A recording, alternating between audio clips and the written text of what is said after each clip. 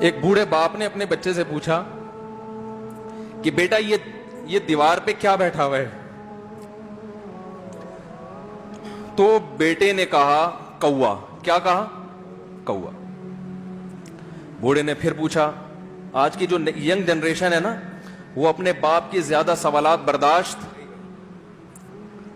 بولو نا، وہ خدا کی قسم سارا دن موٹیویشنل اسپیکر کو سنتی رہے گی نا، پھر بھی اپنے باپ کی بات اس کو برداشت نہیں ہوگی۔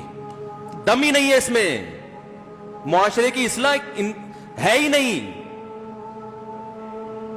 تو اس بوڑھے نے کہا کہ بیٹا یہ کیا ہے؟ یہ کیا ہے؟ تو بیٹے نے کیا جواب دیا؟ کوا۔ دوبارہ اس نے پوچھا بیٹا یہ کیا ہے؟ بیٹے نے کیا کہا؟ کوا۔ تیسری دفعہ پوچھا تو کوئی بہت ہی شریف خاندان کا بیٹا تھا، تو تیسری دفعہ میں سوال برداشت کر گیا، ورنہ آج نوجوان کے پاس بوڑھے باپ اور بوڑھی ماں کو برداشت کرنے کا حوصلہ نہیں ہے۔ 2-3 سوالات پر ہی آگ بگولا ہو جاتے ہیں۔ وہ مجھ سے کہتے ہیں میرے ابا ایسے، میرے پاپا ویسے۔ او بھائی، اگر تیرے ابا اچھے ہوتے تو اچھا تو دوست بھی ہو تو اس کے ساتھ اچھا سلوک کرنا چاہیے نا۔ ابا اما تو خراب ہو پھر اچھا سلوک کرنے کا حکم، اس لیے کہ ان کے احسانات ان کی برائیوں سے بولو زیادہ ہیں۔ جو احسان انہوں نے کر دیا وہ ایسا آپ پر احسان کر دیا ہے کہ اب اس کا بدلہ قیامت تک آپ نہیں چکا سکتے۔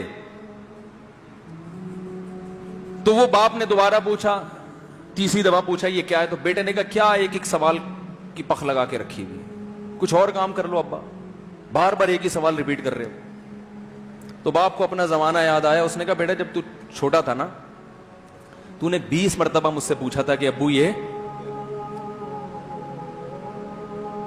20 مرتبہ پوچھا تھا، اور میں ایک دفعہ بھی میں نے جھنجھلا کے جواب بولو نہیں دیا تھا۔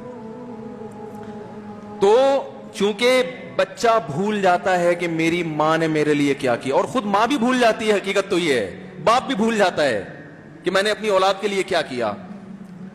اللہ چونکہ یاد رکھتا ہے، اس لیے اس نے قرآن میں بار بار ماں باپ کو بیان کیا ہے، بہت زیادہ بہت زیادہ۔ وَوَصَّيْنَا الْإِنسَانَ، فرمایا آرڈر نہیں دے رہا، حکم نہیں دے رہا، وصیت کر رہا ہوں۔ جیسے کوئی مرتے ہوئے دنیا سے جاتا ہے نا، ایسے وصیت کر رہا ہوں، حکم نہیں، وصیت حکم سے بڑھ کر چیز ہے کہ ان کو نہیں بھولنا ہے، تم نے ان کو نہیں بھولنا ہے۔ تو میرے لیے سب سے مشکل جو ٹاپک ہے نا، وہ والدین کے حقوق پہ بات ہے، کیونکہ جذبات بولنے نہیں دیتے، ساتھ دماغ کو اپنا ہٹاتا ہوں میں۔